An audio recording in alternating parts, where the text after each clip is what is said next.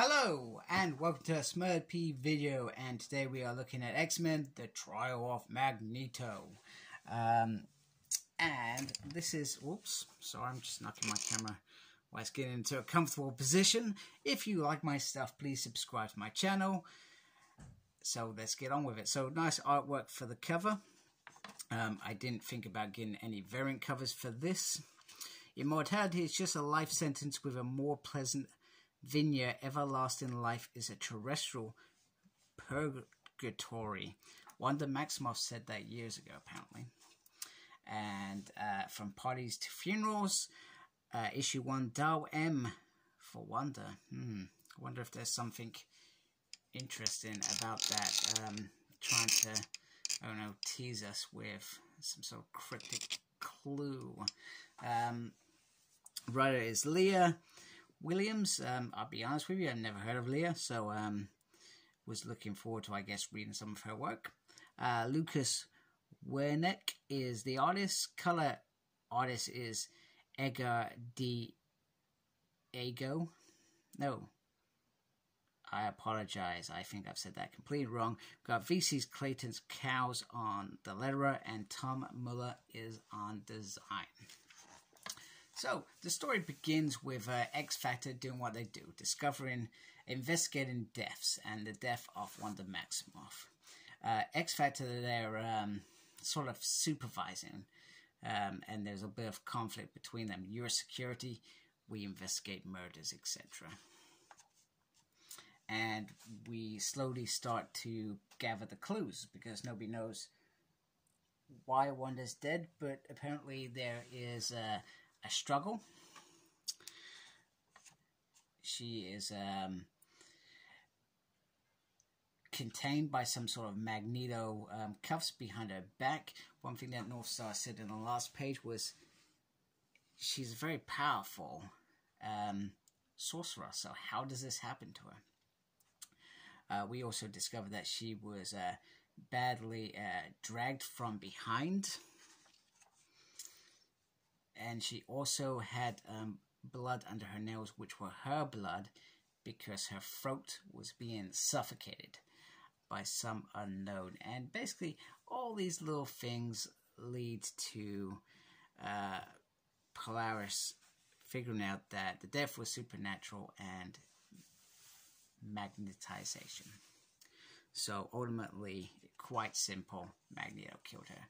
Meanwhile, Magneto is at the Quiet Council, wanting to resurrect her, even though she is not a mutant. One that has fought Cerebro for many years, and I still don't understand how all that happened, why somebody thought that was a good idea. Absolutely crazy. I'm not even sure if that's been explored. If you know where that was explored, let me know, and I'll go dig that on Marvel Unlimited, because it would be good to go back to, what, 2016 or maybe 2014. Maybe it was 2014 when they did that Axis storyline. They decided, hey, they're not Magneto's kids. You know, whose great idea was that? Magneto is very, very tense, and Mystique adds fuel to the flame by saying, you know, you want it resurrected, trying to cover your tracks, etc. Because of course they don't know what evidence X Factor have been building, etc. And he's also distraught by the fact that there are lots of variables at this sort of autopsy investigation, and that they could be tampering with evidence. It sounds like a convenient excuse for someone who's being accused, etc., as White Queen puts it. So they all have a decision. Do they make this non-mutant brought back to life? And there's a few of them, including Kitty Cat, much to Emma's dismay, because she feels like she's worked on her enough to sometimes not give in to that morality that is Kitty Pride. And basically, the decision is to go against it, and it's time for her remains to go back to the Avengers and for them to be informed. Magneto loses his crap there. However, Kitty and Nightcrawler step in quite swiftly. Probably more Kitty than Nightcrawler, because Kitty's got her hand in his bicep and are, you know, killing more. And Xavier reminds him that he is not the most powerful mutant at this in this room anymore. You are not the most powerful mutant out there. Do you know what I mean? Next up is, I guess, the point of from Mystique saying that you just go back to your roots. You're just a bully. You know, you use aggression to win.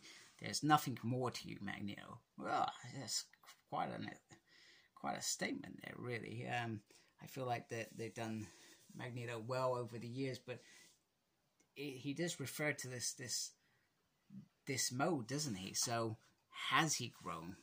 Even now, with this new direction, is Magneto still the same Magneto as he always was? He reminds him that, you know, I came from atrocities, etc., you know, human suffering, and I made myself powerful so that mutants didn't have to deal with that. And that's always been Magneto as well, which is great. So anyway, I'm not sure if they are actually celebrating, but you hear to the death of the Pretender. Because let's remember what Wanda did to mutants. She decimated them. She is mutant kind's worst mutant. I think even more than the 60 million that the Sentinel was killed by Cassandra Nova back in the day. I think Wanda did so much more damage, which led to one of the best periods that I really enjoyed, to be honest with you. It's confrontation time. So now it is believed, Magneto, you did it. But he's not going to take that line down. Not at all. Meanwhile, we've got Tommy, who is very sad. He wants to reach out to Billy, who understands the magic world, but he can't. So it's sad, really, I guess, that stuff. We also see the Avengers arriving here to see one of Wanda's many flowers before Xavier walks through. Vision automatically knows. Automatically knows. Breakdown. I'm not sure if they ever got back together, but I don't read Avengers, so I don't know. I know that they were together, that she killed him one time in that Avengers Disassembled storyline. So pretty much they're going all at it.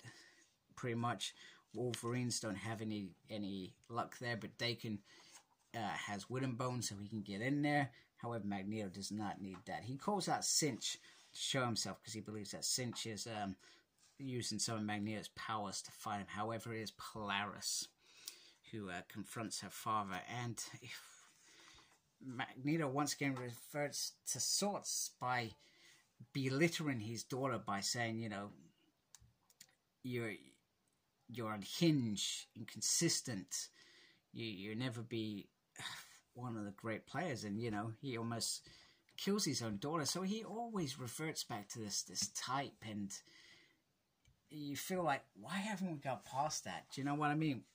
Why is he fighting the X-Men? If he is innocent, why isn't he just saying, do you know what? I'll come with you because I haven't done anything wrong. Well, I tell you why. Because that would lead to a very boring issue, and we would be saying exactly the same. What a boring issue that was. Magneto just surrendered, but it would give us something different. Sometimes we want something different. Sometimes we need something different. So they're all going back out. Polaris rises to the occasion. I am better. I am stronger. And before you know it, Cyclops goes to try to knock Magneto out. However, somebody intervenes. That somebody is Pietro, who almost kills him. But Northstar is fast enough to get in there. So the next step is Magneto is comatose, and Jean Grey on her own doesn't feel that she can find the information that they need to either clear Magneto's name or find the truth and confirm that he did kill Wanda, and she needs White Queen's help. Scott just says that can be arranged. Oof. Bizarre stuff. Now, this is a moment that I did enjoy. Very, very short and sweet, and nothing much is said. However, the original Brotherhood getting there to drink to Wanda is quite interesting, even though Blob was only in it for a couple of issues with them. Or was it maybe more than a couple of issues? I can't remember. I've only read sort of one issue where he was sort of there with them all. So But he runs the bar anyway, so he's got to be there. It doesn't matter. He's got to be there. Toad destroyed. But one thing that I find is I don't think any of these have really been together again, and it would be interesting to see them, I don't know, form something interesting. I don't know. Bizarre. Also, Pietro blames himself. I know he's her brother, but you can't always protect your family. Sometimes your family have to make decisions themselves. Sometimes horrific things happen to your family that you have no control over. And you can't always be, I was meant to protect her. Sorry, this is a powerful sorcerer. She was one of the strongest. She did atrocities in her time as well. She made some bad calls. She made some good calls. She was a great avenger. She was a terrible avenger. You know, and sometimes you have to accept that you can't protect everyone because sometimes it's out of your control. So I felt like that was a bit, once again, going back to type. Pietro, oh, I should have been there to protect her. Sorry, what are you going to do? Babysit your sister every day? No wonder your marriage failed. And I'm not sure if he sees Luna. Do you know what I mean? It's just a bit revert to type. Easy writing, convenient writing, reverting to these types. Whereas taking that risk, I'm going to do something slightly different. Maybe Magneto being in a coma sets up for something else. But we also see this wonderful moment which perhaps shows us something else. Now we see what looks like a figure in white, which describes this creature that walked away, which could easily be conveniently called Magneto, who happens to be wearing black today. So I'm not sure if this is a moment, but it's interesting because she's dead, but she's not dead, which leaves it open. Are we going on some mysterious magic journey now, which I find kind of cool. I like that. I like that idea that perhaps there's something else around Wanda. So I'm hoping next issue is a bit more away from type and easy writing, and a bit more, we're going to challenge you as a reader to, we're going to give you something different, something new, something not done before. So I really do hope that is the case.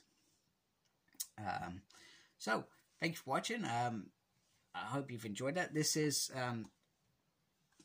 it's bigger than a normal issue. I feel like it's like a double-sized issue, I guess is the word. So I believe it costs a little bit more perhaps than usual. But that's okay, because there are bits for this that I liked, and there was bits for that I thought, easy, I could have done that. Do you know what? I probably couldn't do that, but do you know what I mean? You've not, it's just revert to type, and it's just, give us something new. Give us something new. That is what I want to do when I read the comic. And I know it must be very difficult, because think of all the stories we've had, not just in the X universe, but in the Avengers universe. To come up with something original is difficult, and you don't know how much. I don't know how much control writers have over a story. Whether they're given, hey, I'm gonna give you the trial of Magneto. Do whatever the hell you like with it, or whether it's, here's trial of Magneto. Here is what we want you to achieve in this story. Go write something beautiful. I don't know if that's how it works, or what, how free these writers are. Maybe I should ask that question at some point. Maybe I will. Maybe I'll reach out and say, hey, I'm interested in knowing this question, because it is an interesting question. So thank you for watching. Please subscribe to my channel if you like my stuff, and most importantly, embrace the geekiness. Take care. Goodbye.